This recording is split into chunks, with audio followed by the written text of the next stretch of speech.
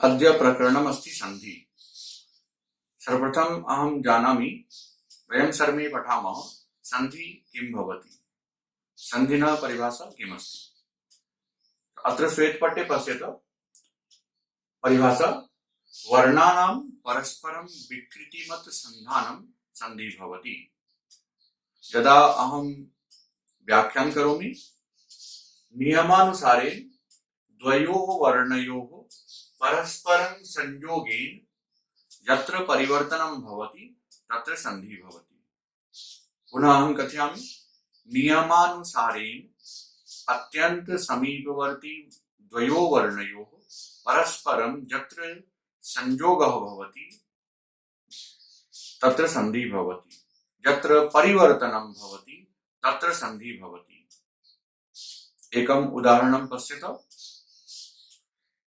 यथा राम प्लस ईश्वर रामेश्वर। अत्र रामः पूर्वपदमस्ति, ईश्वर उत्तरपदमस्ति। राम पूर्वपदस्य अन्तिम वर्णः अ अस्ति, ईश्वर उत्तरपदस्य पूर्ववर्णः दीर्घ इ अस्ति। यदा अहम् अ प्लस इ करोमि तदा एकं परिवर्तनं भवति, ए इत्यत्र परिवर्तनं भवति। यदा अहं राम प्लस ईश्वरः करोमि सन्धिपदं भविष्यति रामेश्वरः। सन्धिना परिभाषा किमस्ति? द्वयोः अत्यंत समीपवर्ती वर्णयोः नियमानुसारेण यत्र परिवर्तनं भवति तत्र सन्धि भवति। सन्धि परिभाषा पश्चात् वयं सर्वे पठामः सन्धिनः कति भेदाः सन्ति। श्वेतपट्टे पश्यत सन्धि भेदाः। सन्धिनः त्रयः भेदाः सन्ति। कति भेदाः सन्ति? सन्धिनः त्रयः भेदाः सन्ति। के भेदाः सन्ति? प्रथम स्वर संधि, द्वितीय भेदः सन्ति व्यंजन संधि, तृतीय भेदः सन्ति विसर्ग संधि। पुनः अहं कथयामि सन्धिनः त्रयः भेदाः सन्ति। प्रथम भेद स्वर संधि, द्वितीय भेद व्यंजन संधि, तृतीय भेद विसर्ग संधि अस्ति। अधुना एकैकं वयं सर्वे पठामः। सर्वप्रथमः स्वर संधि। स्वर संधि इत्यत्र किं भवति? अत्र पश्यत श्वेतपट्टे स्वर संधि इत्यत्र स्वरवर्णेन सह स्वरवर्णस्य संयोगः भवति।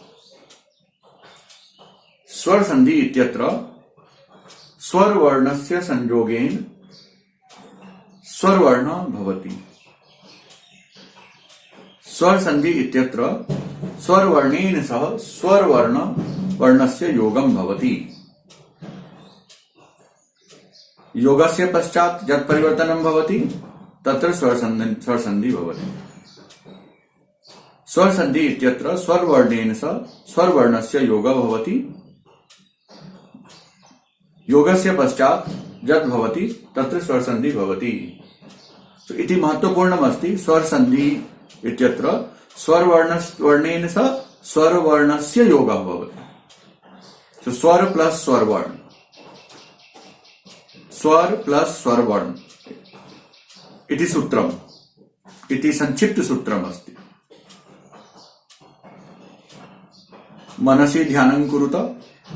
स्वरवर्णे स्वर संधि इत्यत्र स्वरवर्ण प्लस स्वरवर्ण भवति। स्वरवर्णेन सह स्वरवर्णस्य योगं भवति। योगस्य पश्चात् यत् परिवर्तनं भवति तत्र स्वर संधि भवति। एकम् उदाहरणं पश्यत। विद्या प्लस आलयः। अत्र विद्या पूर्वपदमस्ति, आलयः उत्तरपदमस्ति। पूर्वपदं विद्या इत्यत्र अन्तिम वर्ण आ अस्ति, आलयः उत्तरपदस्य पूर्ववर्ण आ अस्ति। यदा अहं संयोगं करोमि आ प्लस आ इत्यत्र संयोगस्य पश्चात् आ भवति। सो विद्या प्लस आलय विद्यालय भवति। अत्र पूर्वपदस्य अन्तिम वर्ण स्वरवर्ण अस्ति, उत्तरपदस्य प्रथम वर्ण स्वरवर्ण अस्ति। सो सूत्रानुसारेण स्वरवर्णेन सह स्वरवर्णस्य योगः अत्र भवति, अत्र स्वरसन्धि भवति। तो स्वरसन्धि इत्यस्य संक्षिप्त सूत्रं किम् अस्ति? स्वरसन्धि इत्यत्र संक्षिप्त सूत्रं मनसि ध्यानं कुरुत। स्वरवर्ण प्लस स्वरवर्ण। अधुना द्वितीय भेदस्य नाम अस्ति व्यञ्जनसन्धि। व्यञ्जनसन्धि इत्यत्र किं भवति? व्यञ्जनसन्धि इत्यत्र प्रथम पदे पूर्वपद व्यञ्जनवर्णः भवति, उत्तरपद स्वरवर्णः भवति अथवा व्यञ्जनवर्णः भवति, परन्तु पूर्वपदं व्यञ्जनवर्णः भवति पूर्वपद। उत्तरपदे स्वरवर्णः भवति वा व्यञ्जनवर्णः भवति, परन्तु पूर्वपदं व्यञ्जनवर्णः एव भवति। उदाहरणं पश्यत। जगत प्लस ईशः जगदीशः। जगत पूर्वपदमस्ति, ईशः उत्तरपदमस्ति। पूर्वपदस्य जगत पदस्य अन्तिम पदमस्ति तौहलन्त। तौहलन्त अर्थात तौहलन्त व्यञ्जनवर्णमस्ति। उत्तरपदस्य प्रथम वर्ण अस्ति दीर्घई। दीर्घई स्वरवर्ण अस्ति। तो यदा अहं तौहलन्त प्लस दीर्घई संयोगं करोमि, संधिं करोमि, संधि पश्चात् अत्र परिवर्तनं भवति, दी भवति। सो जगदीशः भवति। तौ हलन्त प्लस दी। तौ इत्यत्र स्थाने तृतीय वर्णस्य परिवर्तनं भवति, दो दकार। सो दो हलन्त प्लस दी जगदीशः। सो व्यञ्जन संधि इत्यस्य संक्षिप्त सूत्रं किं भवति? संक्षिप्त सूत्रं भवति व्यञ्जनवर्ण प्लस स्वरवर्ण वा व्यञ्जनवर्ण। पूर्वपदे व्यञ्जनवर्ण, उत्तरपदे व्यञ्जन स्वरवर्ण वा व्यञ्जनवर्णं भवति। व्यञ्जन संधि इत्यत्र इति क्रिया भवति। अधुना तृतीय भेदस्य नाम अस्ति विसर्ग संधि। तो अत्र पश्यत श्वेतपट्टे विसर्ग संधि। तृतीय भेदस्य नाम अस्ति विसर्ग संधि। विसर्ग संधि इत्यत्र किं भवति? विसर्ग संधि इत्यत्र पुनः पूर्वपदे विसर्ग भवति, उत्तरपदे स्वरवर्ण भवति वा व्यञ्जनवर्ण भवति। पुनः अहं कथयामि। विसर्ग संधि इत्यस्य संक्षिप्त सूत्रं किं भवति? विसर्ग संधि इत्यस्य संक्षिप्त सूत्रं भवति विसर्ग प्लस स्वरवर्ण वा व्यञ्जनवर्ण। पूर्वपदं विसर्ग, उत्तरपदं स्वरवर्ण वा व्यञ्जनवर्ण इति संक्षिप्त सूत्रम् अस्ति। उदाहरणं पश्यत। कः प्लस चेत् कश्चित्। अत्र पूर्वपदं कः अस्ति? कः पदस्य अन्तिम वर्ण विसर्ग अस्ति। तो विसर्ग प्लस चित् इत्यत्र प्रथम वर्ण चौहलन्त अस्ति। तो यदा अहं संधिं करोमि विसर्ग प्लस चौहलन्त, अत्र तालव्य विसर्ग स्थाने तालव्य स भवति। तो कश्चित् कश्चित् अत्र विसर्ग संधि भवति।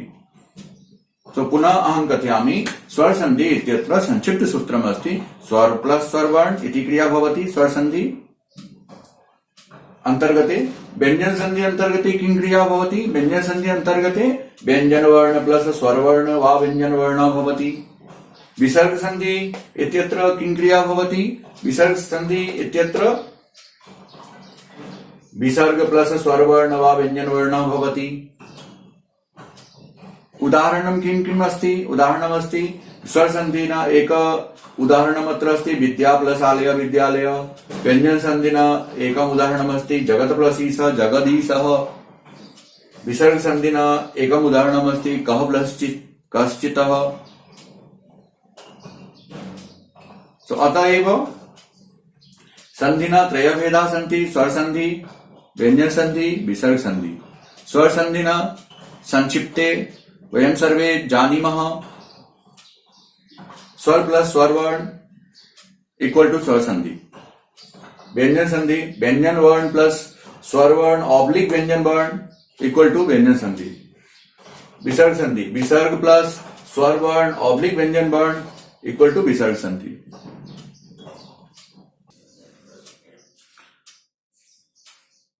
अधुना प्रकरणमस्ति स्वर संधि। सर्वप्रथम वयं सर्वे जानीमः स्वर संधि किं भवति। अत्र श्वेतपट्टे पश्यत, स्वरवर्णेन सह स्वरवर्णस्य योगेन यत् परिवर्तनं भवति तत्र स्वर संधि भवति। अर्थात स्वर संधि इत्यत्र अहं किं करोमि, स्वर संधि इत्यत्र अहं स्वरवर्णेन सह स्वरवर्णस्य योगं करोमि। पूर्वपदं स्वरवर्ण, उत्तरपदं स्वरवर्ण इति संक्षिप्त सूत्रमस्ति। स्वरवर्ण प्लस स्वरवर्ण इक्वल टू स्वर संधि। तो स्वरवर्णे इत्यत्र स्वरवर्णस्य योगं भवति। स्वरवर्णेन सह स्वरवर्णस्य योगः भवति। पूर्वपदमपि स्वरवर्णः भवति, उत्तरपदमपि स्वरवर्णः भवति। संस्कृते स्वरवर्णाः के सन्ति इति महत्वपूर्ण प्रश्नः अस्ति। संस्कृते स्वरवर्णाः के सन्ति, संस्कृते स्वरवर्णाः कति सन्ति। तो अत्र श्वेतपट्टे पश्यत, संस्कृते स्वरवर्णाः त्रयोदश सन्ति। There are 13 स्वरवर्ण in Sanskrit. संस्कृते स्वरवर्णाः त्रयोदश सन्ति। के सन्ति स्वरवर्णाः, श्वेतपट्टे पश्यत। अत्र अस्ति अ, आ, इ, उ,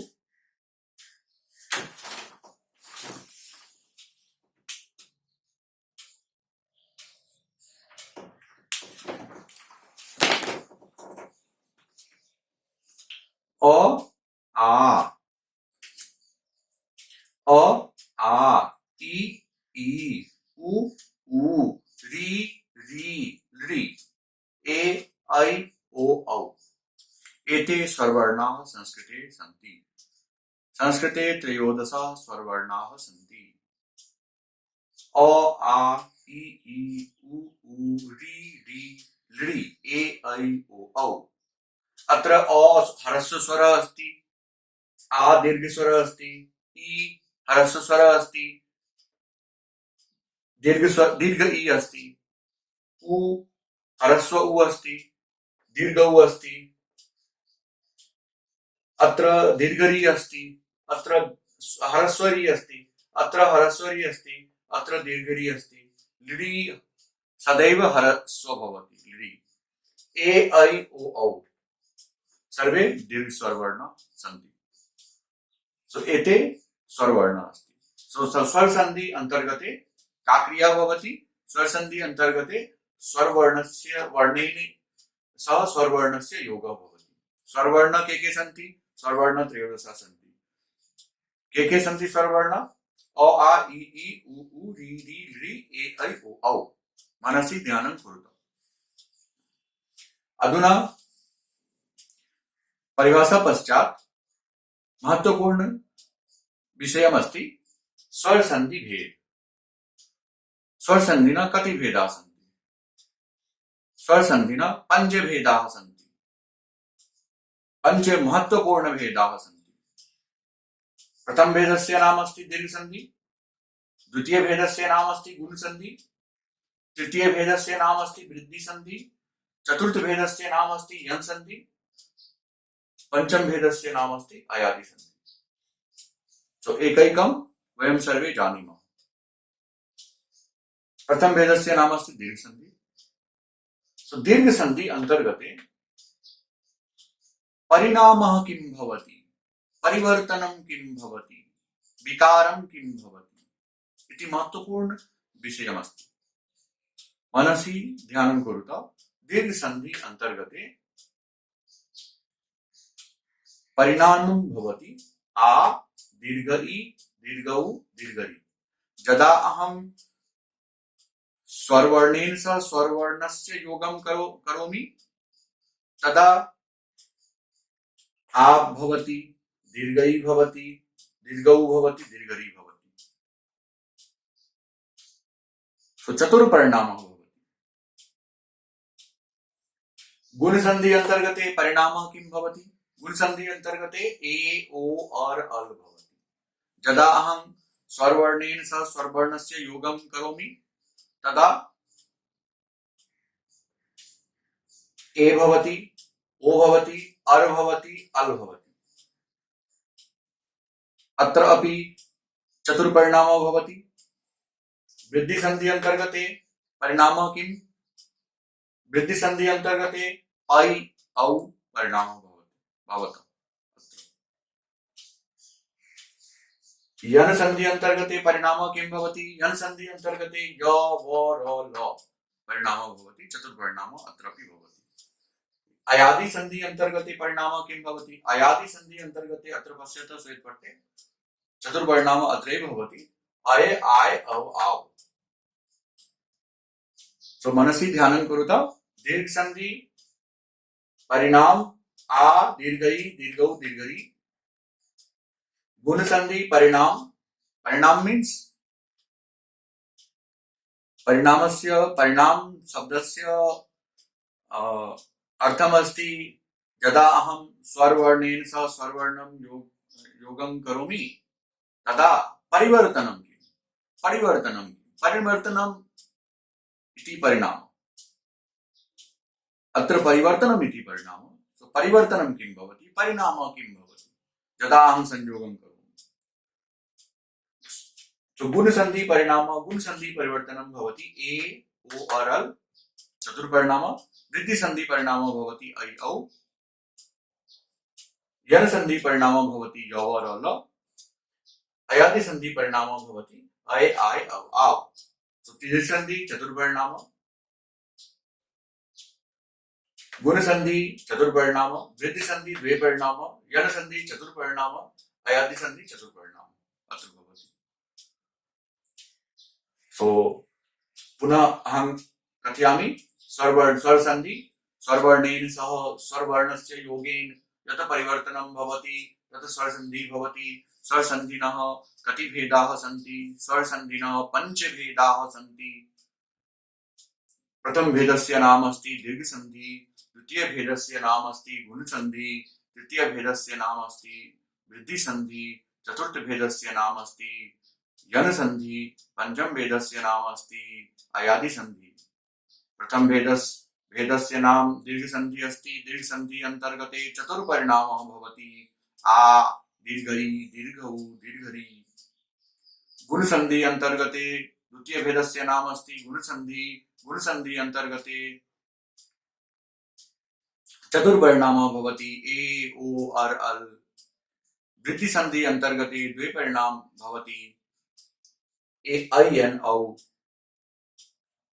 यन संधि अंतर्गते चतुर्परिणाम भवति य व र ल।